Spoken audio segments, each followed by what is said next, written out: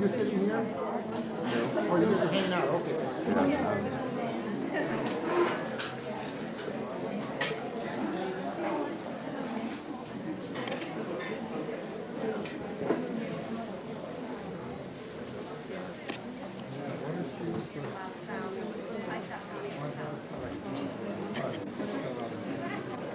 We needed the room to expand, and we will be continuing to expand as each year goes by.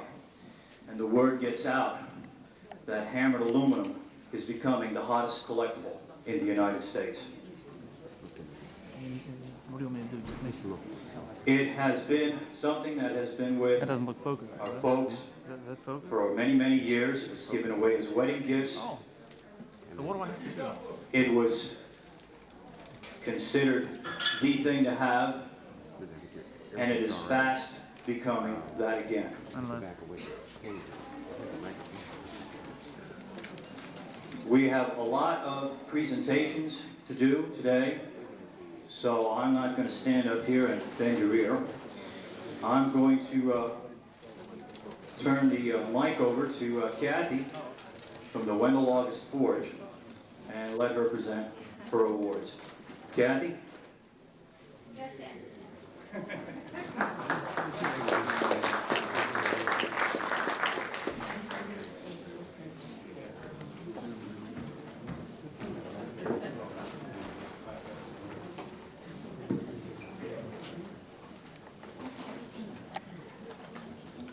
Good morning.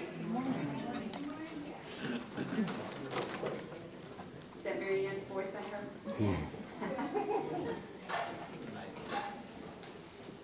I'm truly honored to be here today to make this presentation on behalf of Wendell August Forge, my boss, Bill Connect, who's the owner of the Forge, and American Dream Collectibles. It's a real pleasure to make this special presentation to some very special people who have gone out of their way to let all of us share in the beauty of their collections. Because of all of you, aluminum lives on now and hopefully forever. And as Keats would say, a thing of beauty is a joy forever. Now, I had some help. I was really happy to be asked to be a judge of the two special presentations that we're going to have this year, the first of many years to come, I hope, I'm sure. Ann Gotta, museum curator. Ann, would you stand up, please? She was one of our judges. She's also the mom of an 8-week-old baby girl. Very proud, and the dad's there too. And special thanks to Diane Gangleweir, who is Ed's better half. Right? And without further ado, we will get on with the display. With the presentation. The best display was an area that we wanted to cover this year, and it was rather difficult, I might add, because everybody must have heard there's an award for best display, and they just did their very best. All displays are very beautiful. The winner of this year's best display is the Pink Flamingo. Tina and John Bruno. Come on up, you two. If anybody wants to buy their pieces, just go help yourself. There's money on the table. I want to tell you why we chose this particular booth. The pieces are displayed in a unique manner with use of torso and arm mannequins, and Tina calls them body parts, John's body parts. For jewelry, the black background reflects the simple beauty of the aluminum. The booth allows the pieces to speak for themselves rather than using extra decoration items. Good choice of background color too. Simplistic display done with professional flair. So I congratulate you both. It's your award. You may show it around.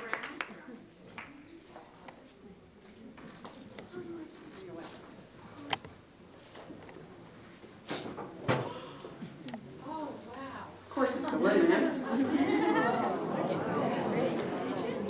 And of course it's handmade. You're very welcome. Well deserved. We also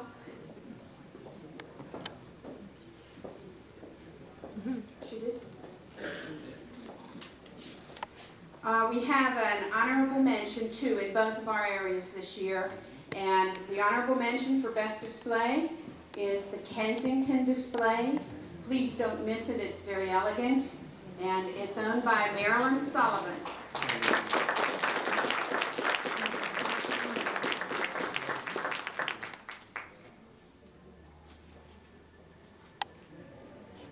The second area we covered was for the most unusual piece, and I'll tell you what, this was really tough. We chose a piece rather unanimously, we judges, and they are the Calla Lily candlesticks, done by Nekrasov. I probably don't say that correctly, but he's a Russian immigrant, I understand. And Rebecca Arnold is the owner of those Calla Lily candlesticks. Very beautifully done. And the reason that we thought they were so wonderful is for their unusual design. Excellent workmanship in the petals and leaves on the pieces themselves. Beautiful lines. Craftsman better known for his work in pewter and copper, so aluminum is a very unusual medium for him. And I already told you he was a Russian immigrant. He gathered most of his, in the beginning, a lot of his materials for his works from scrap heaps and dumps and just any place he could find a piece of metal that he could create something beautiful from. And as I said, remember, a thing of beauty is a joy forever. So I don't know how old those candlesticks are, but they're making their mark today anyhow. And is Rebecca here? Where is Rebecca? There you are, Rebecca.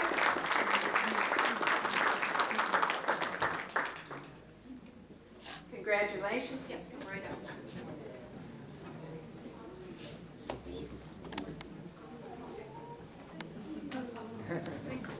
You're very welcome. We have an honorable mention in that area also, which wasn't real tough for me, and the other two concurred that they sort of liked them a lot too. And it's a piece, I believe it's Norman Aller that owns the piece, and it does happen to be a Wendell August piece. And I'm not the least bit prejudiced, or I do not prefer just Wendell August over anything else. I don't lie much either. The piece is, a lot of people don't know the history behind the piece, but it's rather interesting. They think it's a bird bath. A lot of people think it's a bird bath. It's an upside-down turtle shell, and there's a turtle on the bottom of the stand.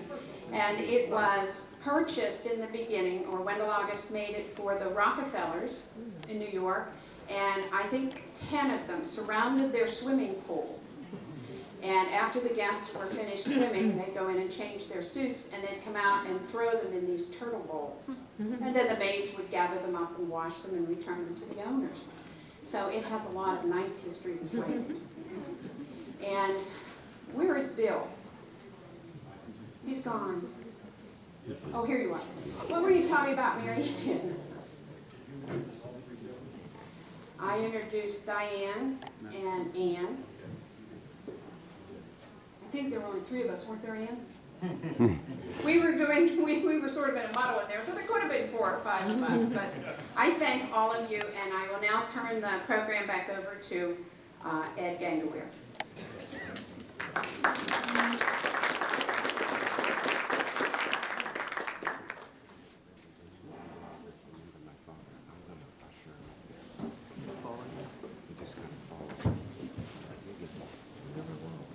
Now it's my turn to present some awards. We had decided at the end of last year that we would make the Hammered Aluminum Show just a little bit special. There were so many creative people out there that did so many different things. And every year we're finding more and more pieces that we never knew existed, and names that we've never heard of before. But we decided that our show, being the national show, should be special. And we've decided to honor 2 companies every year from here on. The first award that I'm going to be presenting is the Lifetime Achievement Award. This award is going to be given in honor to Mr. Wendell August. It reads, for his ever-existing foresight and development of new items, opening a market for many more to follow, making him a pioneer in the industry. And there's a presentation right there that we'll be giving. Unfortunately, Mr. August is no longer with us.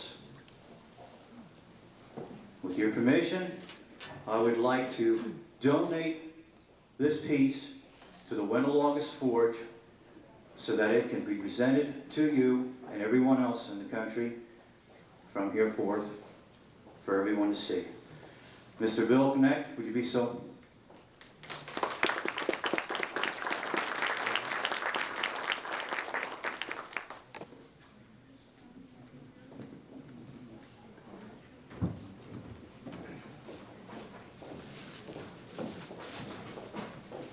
Bill, on behalf of American Dream Collectibles and all the people around that love hammered aluminum, we'd like to donate this to the museum.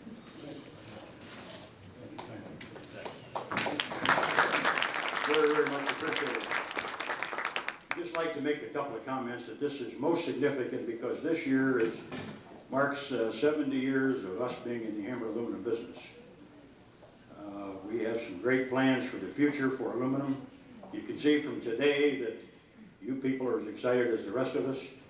This is indeed, as Ed said, the fastest growing collectible in the United States. There are, as you know, 2 books that are being introduced this week on the premises on hammered aluminum. I'm sure there's going to be more to come, and hopefully there'll be some other shows in the future. But it's very inspiring that Ed has done what he's done 3 years in a row. And on behalf of Wendell August Forge and the collectors and the dealers, we would like to thank Ed. Thank you.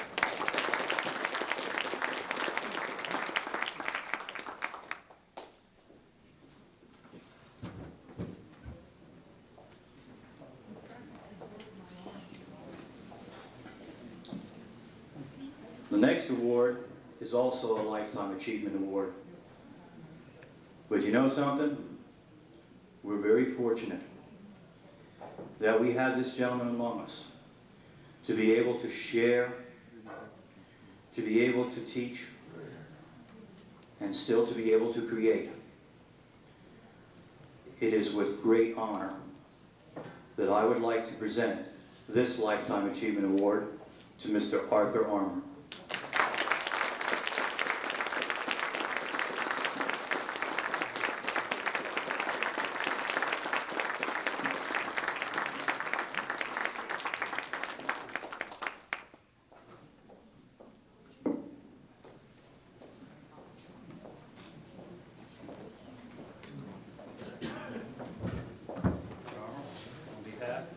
American Dream Collectibles and all those who admire your work, I would like to present you with this award. Thank you.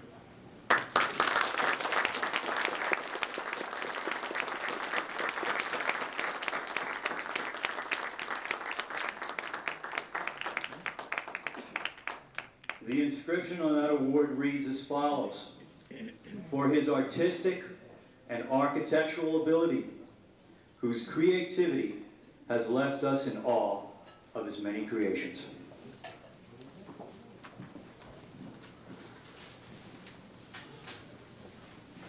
I've taken up enough of your time. And by rights, now this microphone is going to be turned over to those who really deserve to be able to speak to you and to be able to teach. Mr. Arthur Armour and his son, Tom Armour.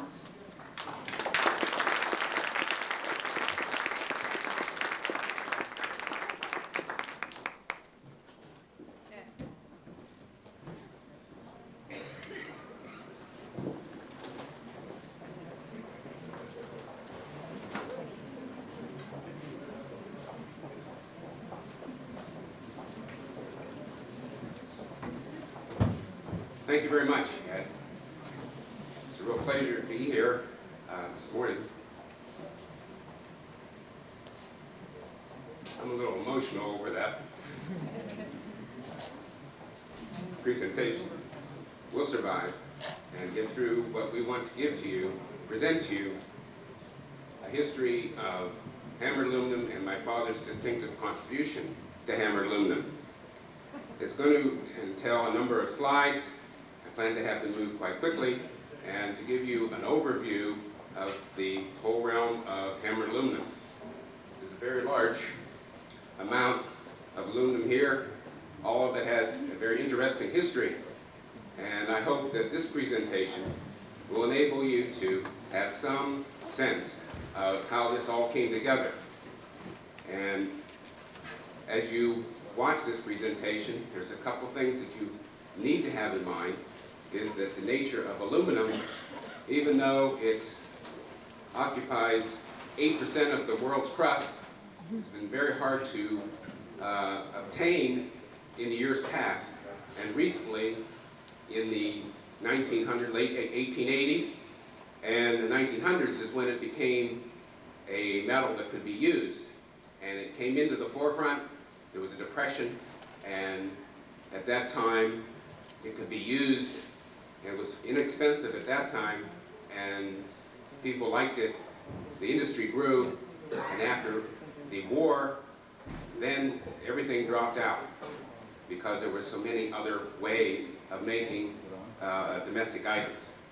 So let me begin, and we'll go through this presentation for you. I will need some assistance from whoever runs the lights, and I pulled a trick on them and turned these lights on. They have to be turned on in the back here, turned off in the back.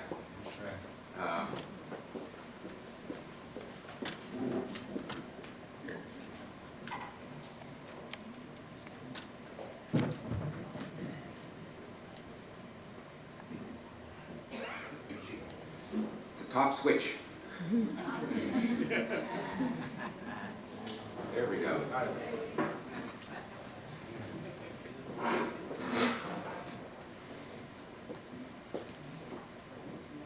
Today's presentation is in honor of my father, Arthur Armour. And he was in this industry from the time he graduated, virtually from the time he graduated from college, and made hammered aluminum. He survived through all the changes, and there's certain reasons why that happened, and I'll display those as we go through this series. The title is Dad's Shop, His Production Years, 1933 to 1976, made for the Hammer Aluminum Show. This is his shop. It still exists today. It's a little different, but that's how it existed in approximately 20 years ago. His shop exists like this today. We were in it just before we came. As we enter the shop, it has his work area where he made the repasses and formed the trays. He worked on and formed many of the trays. He had a number of workers who worked for him. He did most of the design work and showed them what he wanted them to do, and then they did it. He made trays, very nice trays. He cut the dies himself and made the designs, and then he had other men do the repasse. We have a demonstration today of the repasse here at our display, and we'll be happy to show you how that's done after the presentation. He made a number of different trays. He made bowls. He made plates, magazine racks, and waste baskets. This is very well known for. He made these casseroles and candy dishes. In today's presentation, we will cover the history of the aluminum, some specifics about Arthur Armour, his distinctive contributions, his business, some of his contemporaries, his unique creations, and then we'll summarize. As we look at the history of hammered aluminum, as I alluded to, hammered aluminum, or aluminum, was not available until the late 1880s. They tried to smelt it, and it just didn't work. It was very difficult to get aluminum out of the ore, And many people tried, some people tried electricity. There wasn't much electricity available. And so there was various ways that aluminum was obtained. But in the late 1880s, Charles Martin Hall, in 1885 in Oberlin, Ohio, experimenting with aluminum and trying to find a way to get it out of the ore, was able to do it with electricity. And it's interesting in the write-up about it is that his professor, chemistry professor, said, the person who figures out how to get aluminum out of the Earth's crust will become very wealthy. He said to his classmate, I'm going to do that. And he went and did it. And the consequences of that was that we have much less expensive aluminum. At the same time, another gentleman by the name of Paul L.T. Hérault in France figured out the same process. And they were a little bit vying for who has the patent on it. And the two came across at the same time, and it ended up that Hall had the patent. The process by which aluminum is taken out of the ore is an electrolytic process and requires large volumes of electricity. And that's why the industry developed around Niagara Falls, where they generate electricity. And Alcoa came into existence in around 1889, and then it became Alcoa in 1907. And they had a monopoly on the market. And so they were able to do many different things with aluminum. Here's a display of the cost of aluminum. From 1852, it cost $545 a pound. And you see by 1897, it's 36 cents. And who knows how much it costs today? Does anybody other than Bill Connect know how much it costs today? It's approximately $1.25, unless it's gone up. Is it gone up? $1.27. That's what it costs today. And a foot square is about a pound. So you see something, if it's approximately 10 gauge, 11 gauge aluminum. In the early days when they were making aluminum, these are the crown jewels for aluminum. And Alcoa has these in a box. They were the first nuggets made by Charles Hall. As we enter into the 1900s, you see a map of Pennsylvania, and the right-hand circle is Brockway, and the left-hand circle is Grove City.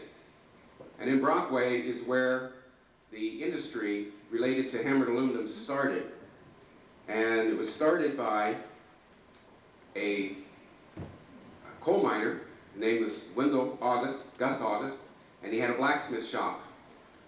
And in the blacksmith shop that you use to make some repairs for the coal mining industry, they were able to, or they began to use aluminum. Aluminum came into vogue at that time. It was around 1920s, and there was a process going on, kind of evolution. And hand-forged aluminum, they didn't do that then. They made castings and this type of thing. But when it came time to design a research building down in Pittsburgh, in New Kensington, an architect by the name of Henry Hornbostel designed this building. It happened that my father had studied under Henry Hornbostel when he was in school. But at the time, Wendell August was in his office, architectural office, because they were doing architectural work. And he was looking for jobs, and he saw this design for the gates on this research building, and he said, I wanted to bid on that. They said, well, they're castings. Well, why don't you let us forge them? Nobody ever heard of that.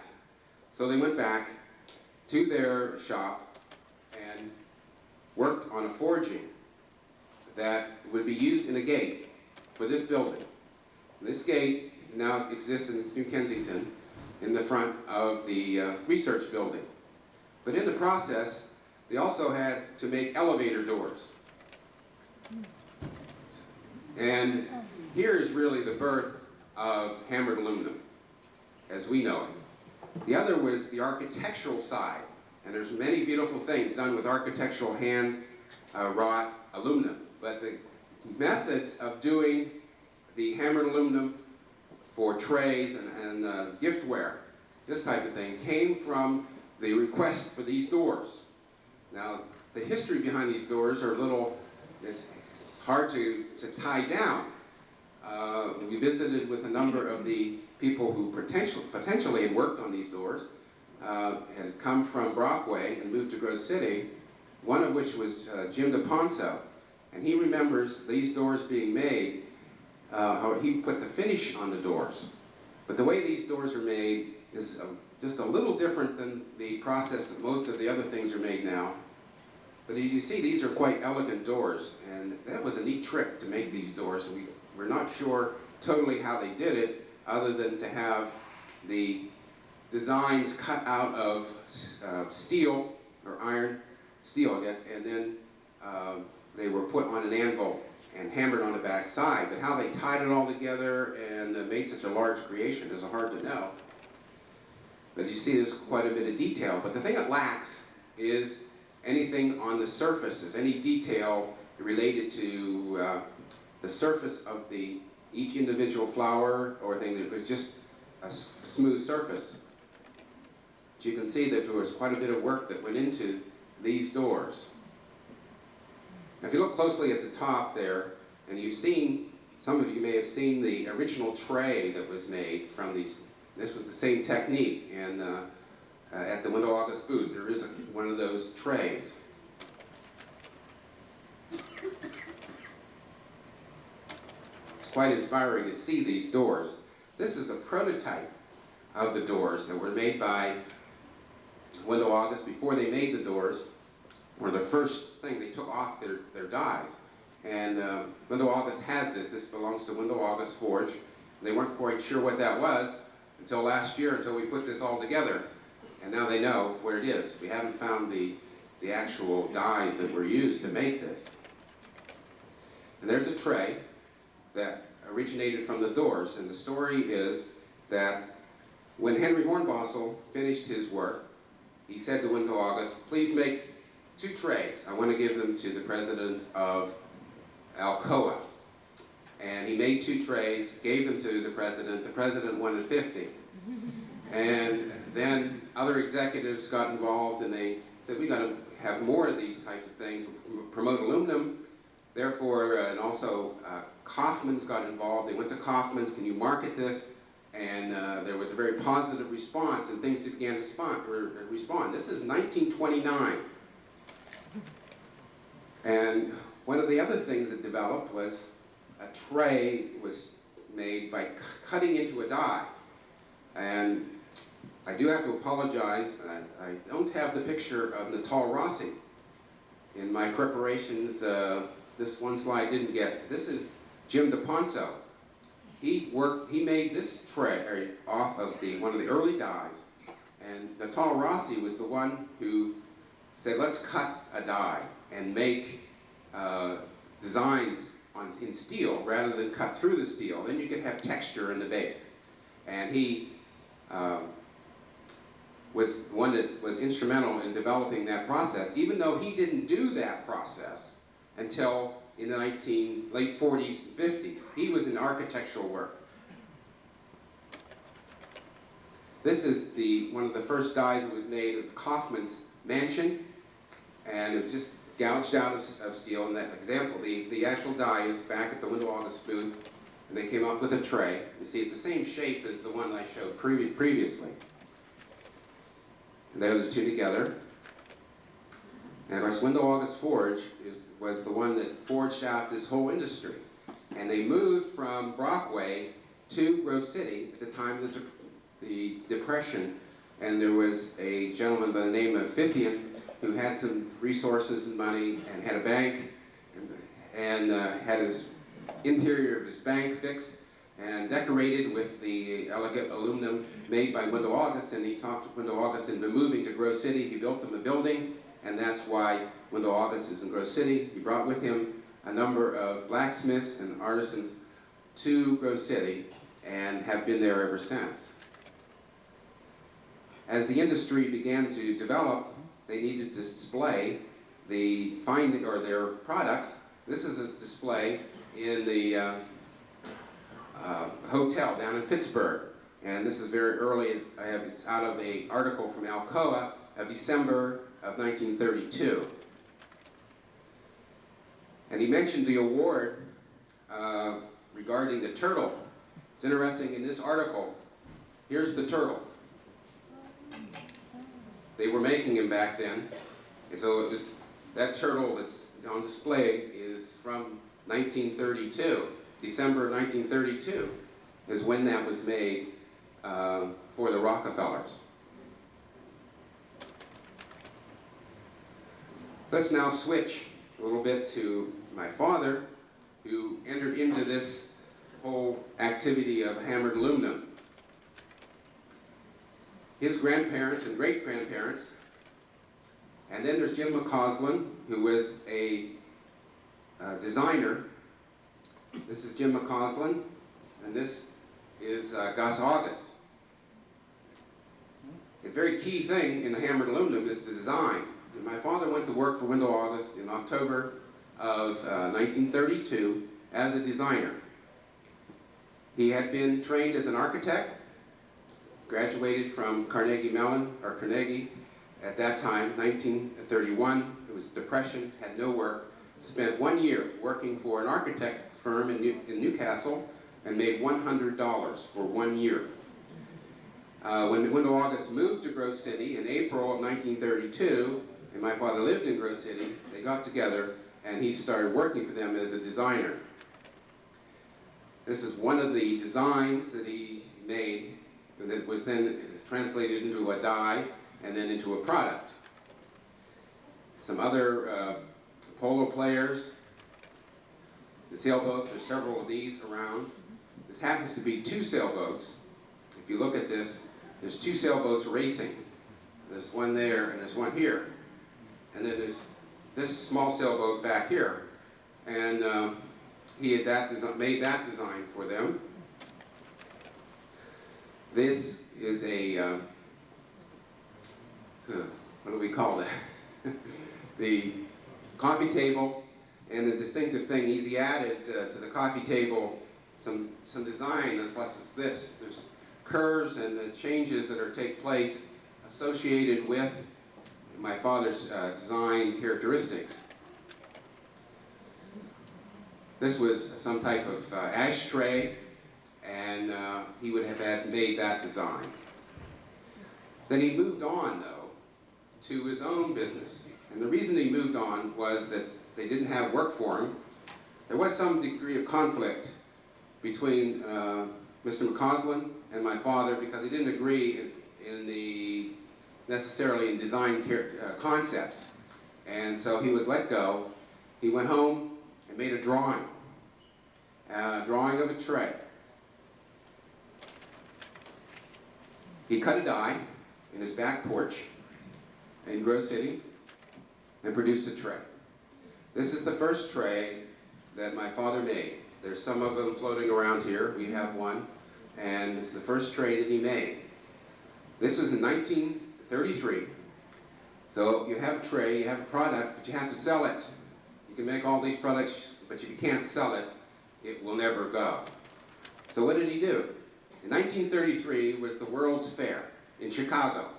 He hitched a ride with his tray under his arm, went to Chicago, and there met Stanley Russell, who was a salesman in the gift shop. He said he could sell it. He said, "Can you make it?" And he said, "Yes, I can make it." So he came back to Grove City and started making, but he didn't have a place. And across from his backyard was this building. Originally it was made for a pop factory. It then got translated into an apartment building upstairs and downstairs, and it was vacant at the time in 1933. So my father rented it for $10 a month and started making hammered aluminum. Also, as you know, behind every great man is a great woman. This is my mother. They were not married at the time when my father started the business. However, she was a secretary for an attorney and had clerical skills, had been trained to manage things given that she was an orphan, and was raised by, actually, her grandparents actually had her live in a chiropractor's house and help them with the housework as she was growing up. And she learned a lot of techniques about managing your money, managing business affairs. And she worked for an attorney after she had graduated from Grove City College. That's a blank in my mind. 2-year course, I think. Anyway, she began doing my father's business work. When my father started a business, she would do all of the office. And without someone to manage the business in terms of the orders and all the business side, a business cannot survive. So in 1936, they were married, and his business continued to develop. Now, just a side note was that at the time that he started his business, of course, there was competition between Wendell August and my father, and there was some degree of, well, could he do this? Is he stealing the business? Is it something different? And there was a process of a legal suit brought. One problem was that the attorney they went to was the one my mother worked for. And this attorney convinced Wendell August that that was not a viable option to carry through a suit, because I wasn't sure what you were suing for. I mean, this is an age-old process of hammering on dies and this type of thing. That process is old. I think what was different was maybe the method of putting the finish on. And when they began doing forging of aluminum, they found that the color that came on the aluminum as putting it in the fire had some qualities to it, some nice qualities to it. And that's what the finish is. They put it in the fire, get the coal tar on it, and then rub it off. That makes the nice finish on many of the products. But at the same time, my father wasn't the only one who broke away. Natal Rossi and the other forger, blacksmith, Tony, and I can't pronounce his last name, they went back to Brockway and tried to develop business. And if you find any products that have HC on it, that's the products they made in Brockway when they left.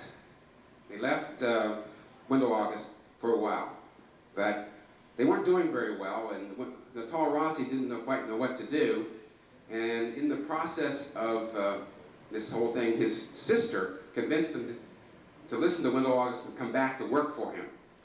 So after that, there was no legal actions taken, and the business flourished. The period of time is from 1930s to the World War II.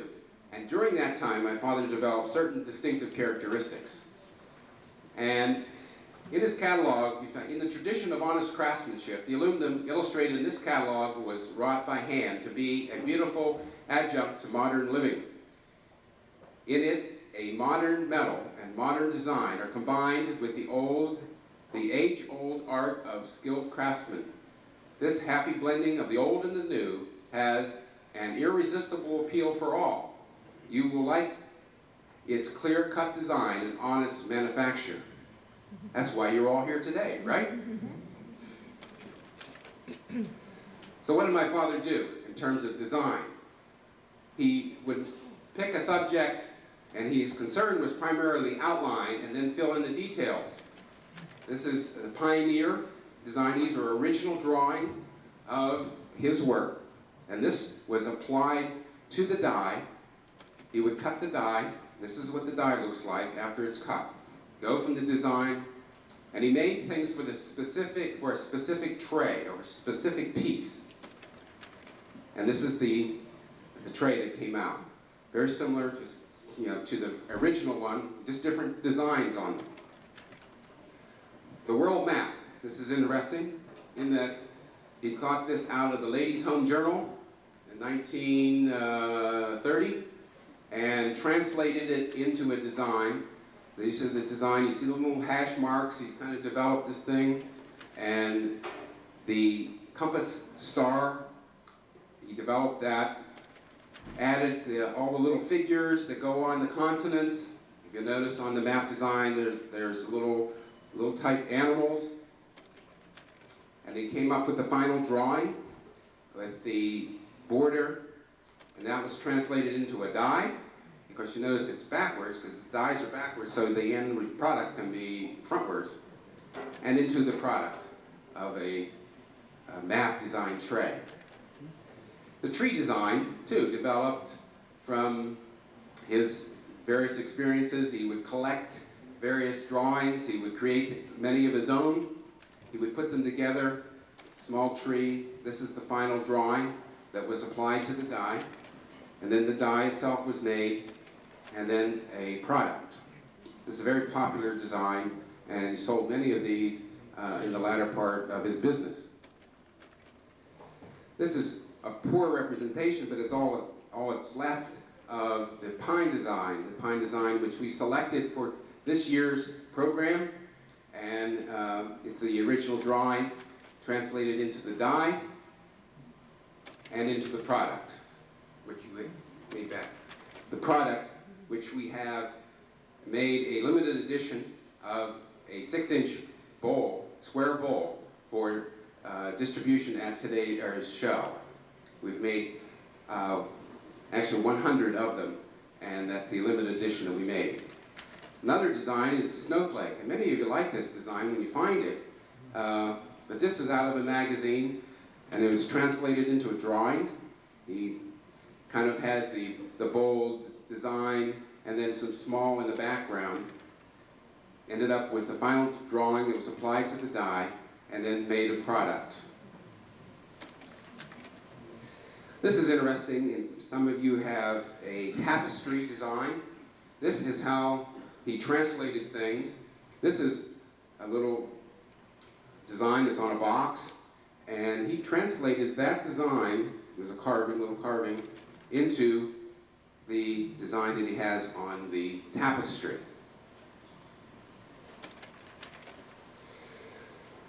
He developed quite a number of decorations, and most of them were done in the 30s and early 40s, or 45 to 50, and then he just concentrated in making the products. His design then had to be translated into craftsmanship and making and forming the designs into products. One of the distinctive characteristics of his products is the flattering. Flattering, you see that's happening, you have the sledgehammer coming down onto the anvil. This is the flatter. Pretty much developed this process. These flatters were used in the railroad industry to drive stakes or the nails into the railroad, along the railroad ties. But they had to be shaped. The bottoms had to be shaped. This was a neat trick. You had to shape this just right on a grinder. And also the problems they had is if you hit it with a sledgehammer, they would crack through here. So he had to work with the people that made them, and also one of his employees would grind them.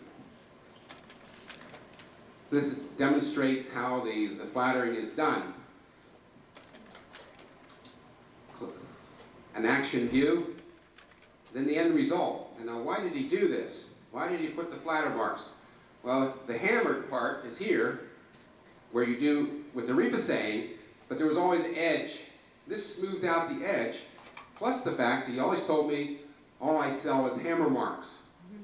And it's true. It's the hammer marks that really attracts things in many ways, and that way he blended them into just a nice pattern and was able to smooth them out. So, and it was a kind of a change in the type of hammer mark. To move on to the edging, different edges that are on his products. These were put on by hand, and the early ones, for collectors, the early ones, you can see how there's a hammer mark here.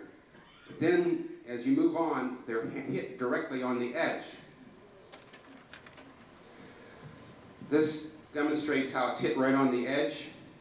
And then he later moved to striking it on the edge again and then putting a tool mark in between. And this is how the tool mark is put on.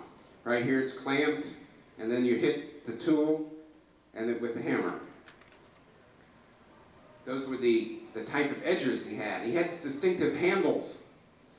And the early trays have handles that are put on with, the first ones were put on with a strap that was cut this way.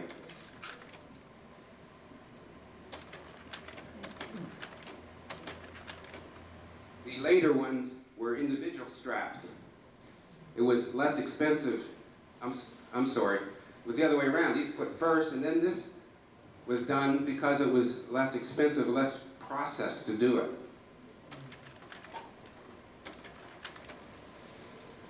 Then he moved to extrusions. Now, this is an extrusion, and it's the side angle, the end view of an extrusion. It's forced through a die so that you have a solid piece. And he had a little flange made on it so that you could rivet it directly on to the side of the tray. And if anyone here has one of those that's that way, I'd like to see it because I haven't found one. And I haven't found any of these extrusions that were made that way. So that I found virtually everything else, but not that.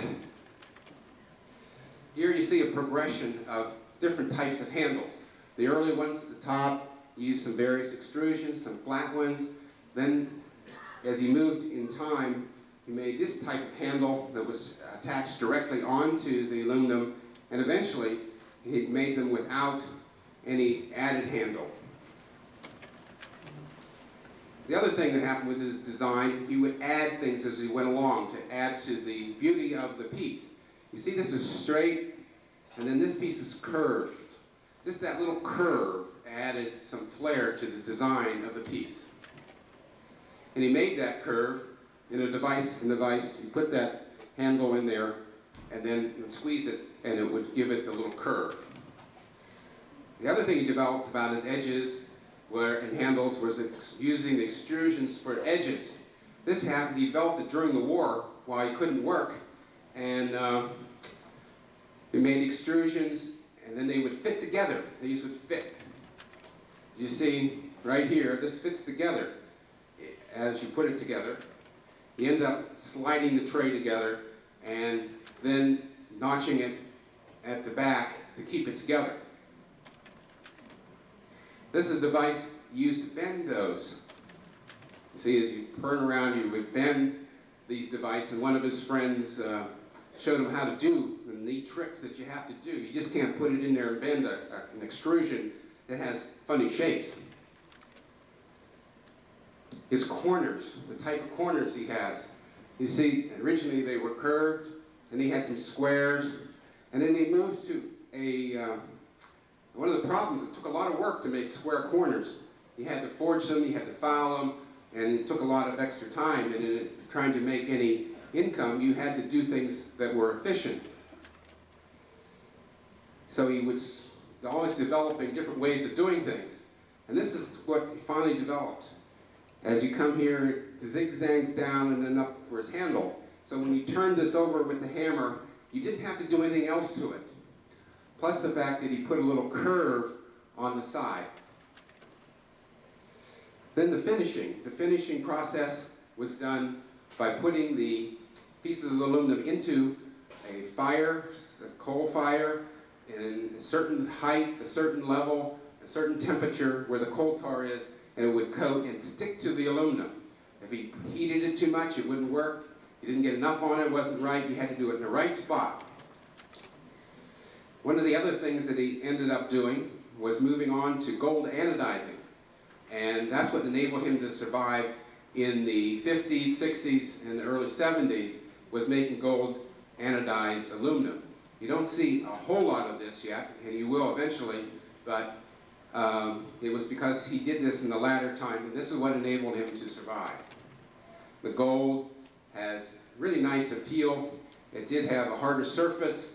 It's a process that, it's not a coating, it's actually oxidizing aluminum. and then putting a dye in and then sealing over the pores.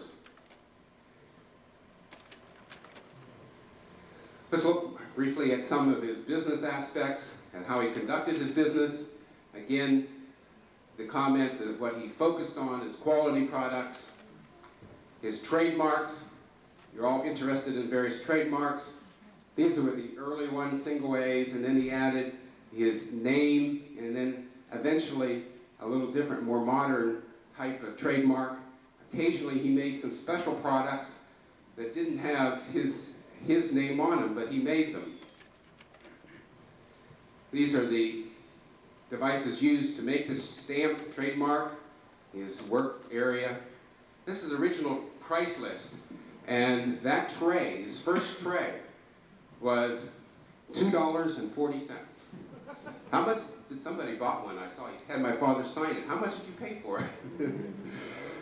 But this was his original price list. This is the office that we used. Is in the back of our house, in the back of the garage, is right in this area was the shop, or the office. Some of the workers, this is from 1947. Several people are still living. Mr. Bill Keister, Leroy Barnes just passed away in January, February. And Jimmy Vincent, he helped make some of the plates, these bowls that we brought here. He helped with the finishing. George Hunter is still living. It's just an interesting group of people. Who were some of the people that also started businesses? Of course, Wendell August was there doing it, and he developed quite a market. One of the persons that marketed his things was Arthur Palmer. Arthur Palmer worked for Wendell August and really developed the marketing side of hammered aluminum giftware. There was another man his name was Chapin, and he did the architectural, and he progressively lost his job because there wasn't the degree during the Depression as much demand for that as opposed to the giftware. But Arthur Palmer got maybe a 20% commission. He was making more than Wendell August. And they had a parting of the ways, and he went and started making his own. He called his business Palmer Smith. His name was Arthur Smith Palmer. My father's name is Arthur Smith Armour. Tried figuring out how you would say those words. So he said, instead of making his Arthur Palmer, he said Palmer Smith.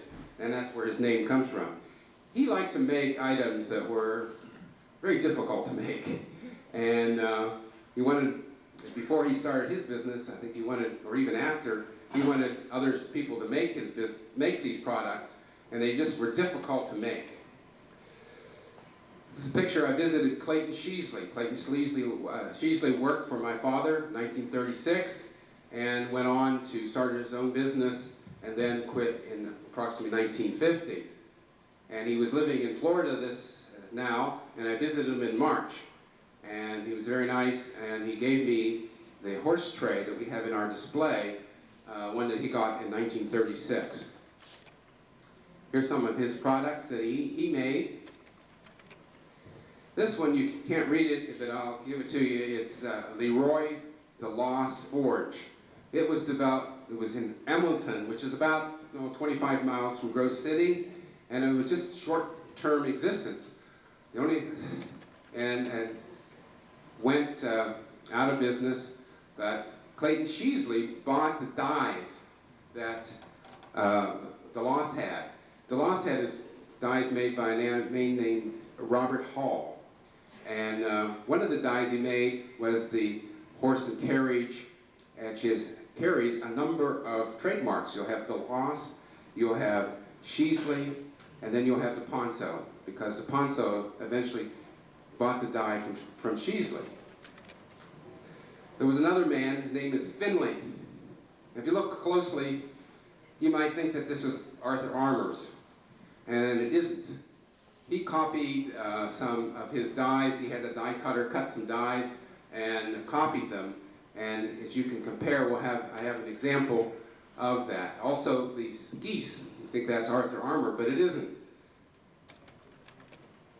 Another man is DePonso. He worked for my father during the first phase of the business until the war. And after the war, he started his own business. He then moved to Chautauqua. He became a school teacher. But in the process, he married Mrs. Hall, Robert Hall's wife, who had died and had a number of dies. He went to visit her and ended up marrying her. And so they carry with it that connection from Robert Hall to DePonso. And then Sheasley gave his dies to DePonso at the time that he went out of business and quit doing it in the early 50s. That's when he saw that everything was going to be mass produced and he just couldn't compete. Here's the actual dies that Finley had made, these two dies that exist up at DePonso's in Chautauqua, New York. And these are the reproductions from it. This is Finley's, this is my father's. So there's a close connection there. What are some other things that he made that maybe didn't make for industries or just made? The Stag and Doe. This production is 4 feet square. I discovered it in Bill Connect's reception office. We weren't sure where it came from. He wasn't sure, but I knew where it came from because my father had described that he made it. And I'll let out the secret is if you look closely, this looks like the stag on the Kensington ware. In fact, it is. You just blow it up and it's exactly. Flipped it over to make the dough. My father didn't know that. An architect friend brought this to him to make it, and he did it. And one day last year, after the last show, we were sitting looking at the plate from Kensington ware, and my father says, "That looks like the stag." Sure enough, it was there. It's an interesting connection.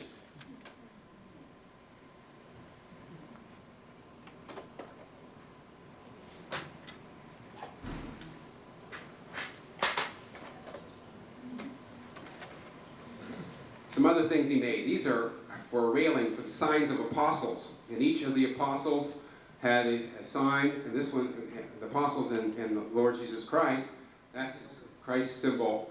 And he made this for a Methodist church in Greenville. This is our house. He transformed the house. They moved into the house on their wedding night. My mother was very frugal and was able to have saved the $5,000 necessary to buy a house in 1936 and pay cash for it. The builder of the development lived in this house and he went bankrupt. And he really transformed this house over time. And again, my mother and father worked together in this whole process, and without my mother's contribution, my father would not have survived. Some of the things that decorate his house, some of the things he's taken, you recognize the horses, a casting of a horse, other designs of horses, a mobile made out of horses, those are aluminum. We also have a cabin. He designed a cabin, and he spent many years there and just growing up there. The drawing of the cabin is exactly how it really is. Setting in a valley about 14 miles from home. He designed it and oversaw the construction of it and used us as slave labor to keep it going. The different pictures from the location. It has a swinging bridge to get over to the spring. This is the inside of the cabin, and he made this painting of the inside. This is what it looks like. And from the other side, looking out. A lot of things around the cabin he made.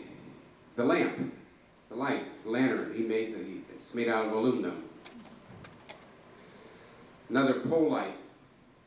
Everything you did, you lived in aluminum. Here's a bell, and there's the straps to hold the bell. It's located, the waterfalls in front. Oh, we've had a major disaster here. My wife's going to have to fix it. She doesn't know what to do either. It's not going to be easy to fix. Just push the lever on the side, the one that you used to, yeah.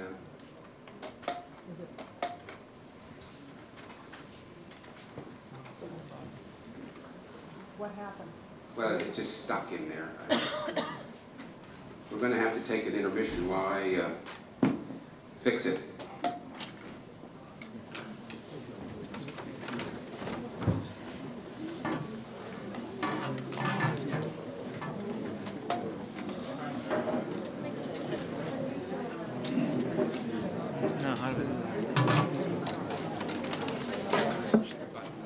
Which button?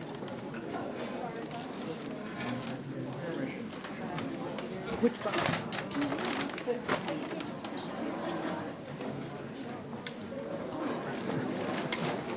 I've always had to take it completely off. I can't get it off. I can't get it. Oh, I need a knife.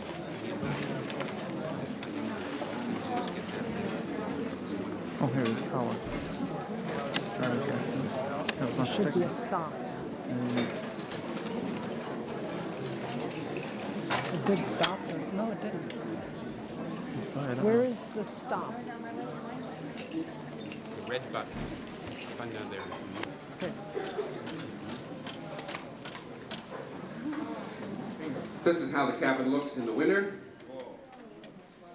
Front falls. The same view of the lamps in the winter. It's just a nice place to be. The swinging bridge.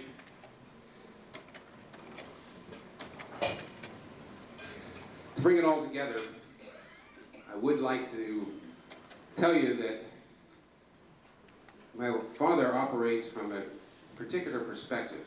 Everyone in this room operates from how you view the life that you have. And each of you is important. Human life is very, very valuable. And it's all how you relate to where you've come from, your origin in relationship to Almighty God. And my father has a worldview that relates all things to God. We're taught in our public schools that religion is just an aspect of life. Everybody has their own. You have a religion. There's no question about that. But you need to relate to Almighty God, and there is truth. And he sought that truth as he worked in his shop and applied a lot of principles in his life. And one of his longtime workers, Leroy Barnes, was very faithful to them for many, many years, and he passed away just in January. It was very difficult for my father because he was a trusted friend and was just a very, very good worker, very soft-spoken. The various dyes and things that he created will live on for a long time. But my father would really want you to know that his relationship to the creator of this world is what's most critical. And how you live your life is very important. And as you relate to that God, and you apply the principles of his truth to your lives, it's very clear that in our society, there are many, many problems created by rebellion against the creator of this world. And his design was to enjoy life. And it says in the quote, those people who exclude the creator from the equation are starving to death spiritually. And are you starving to death? Are you spending all your time chasing hammered aluminum? Let's be aware that behind it all was a person who had great concepts of where we are. And in our family, you see that we work together, two in an industry, and my father worked in the shop, my mother supplied all of the business side, and she enabled us through this business for all of us to attend college. We enjoyed many fine times at our cabin, and I've spent hours working to share this with you.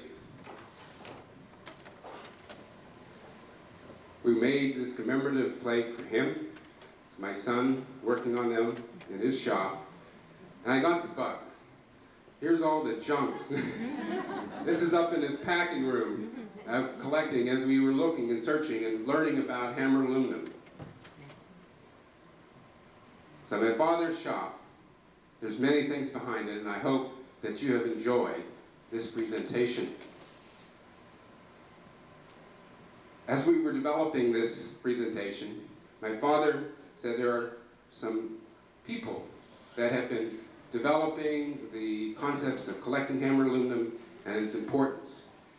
And as a result, he said, I'm going to do something for those people.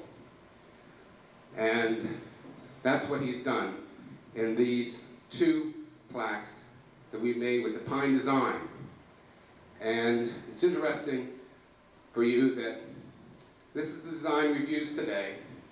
This frame is aluminum, was either made by or for Arthur Palmer Smith.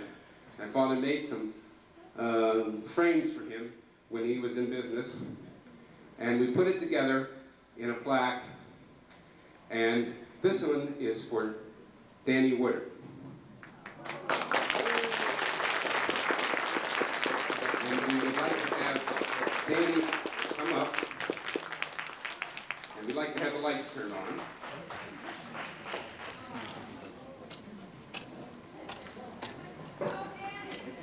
And I want my father to come up.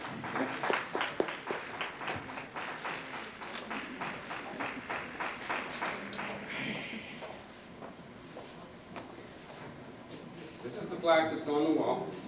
My father's going to present it to Danny for her contribution to developing hammered aluminum, the collection of hammered aluminum, and just for her.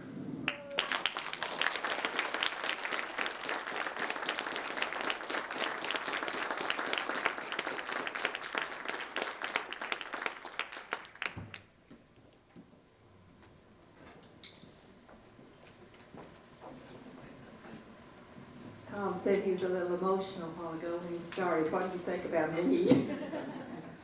Thank you so much. This is a total surprise to me. Love these people, love all y'all. Thank you, thank you, thank you.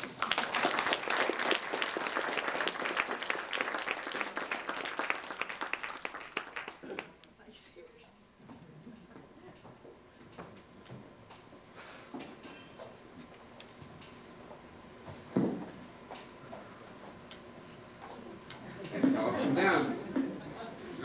We also have another plaque made in the same way for a person who has spent many hours promoting hammered aluminum and the whole collection of hammered aluminum and the art and the craft and promoting it all. I think you've all guessed who that is. It's Ed Gangleware. Ed?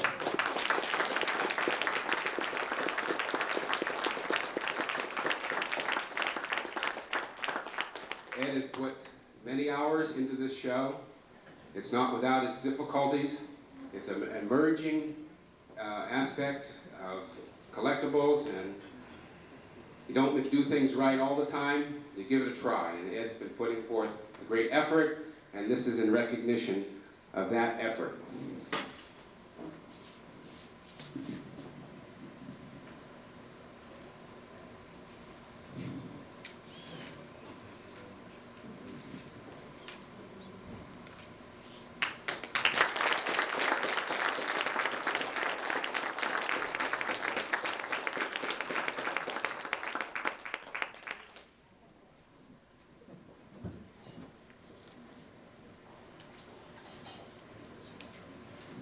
You don't really want to hear a whole lot, but all I want to say from the bottom of my heart, I want to thank you very much. And I will also say that it has been a great honor to know you and to have you as a friend.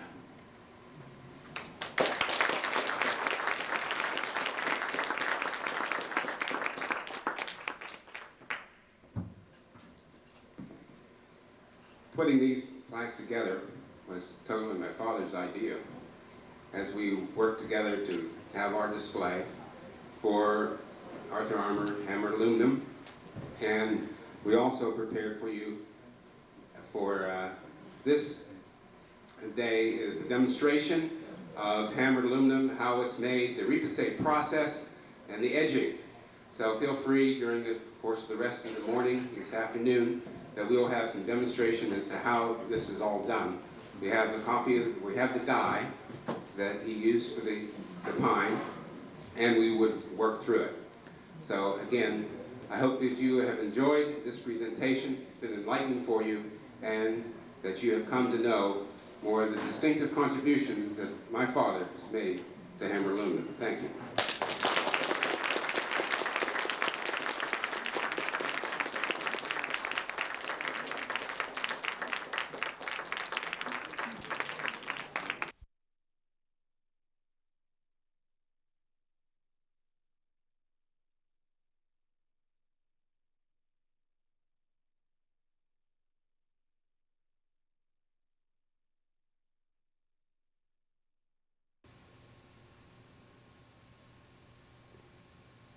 '93 Hammer Aluminum Show.